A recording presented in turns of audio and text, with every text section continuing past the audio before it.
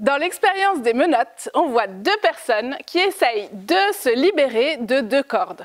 Alors, à première vue, on dirait que les deux cordes et les deux personnes sont nouées comme ces deux cordes, c'est-à-dire deux cercles entrelacés entre eux.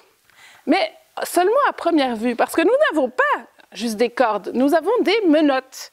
Autrement dit, j'ose vous demander de vous mettre en position, merci. Nous avons une petite boucle autour du poignet. Et c'est cette petite boucle que l'on va exploiter. Vous êtes d'accord qu'il faudrait que ceci sorte. Et en fait, il va sortir. On va contourner la main. Et là, magie.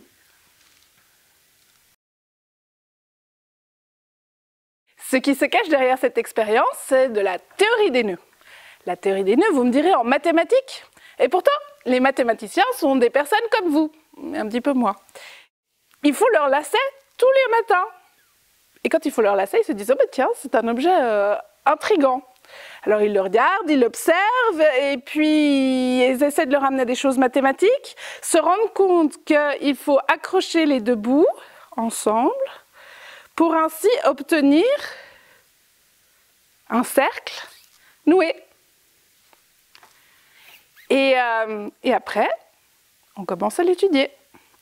Bon, alors qu'est-ce que se passe? J'ai beau le triturer dans tous les sens, celui-ci, je ne vais pas réussir à le défaire. C'est même le nœud le plus simple que je puisse faire. Bien, mais je peux en faire des plus compliqués. Par exemple, ces deux-là. Celui-ci et celui-ci. Ils ont l'air tout à fait identiques.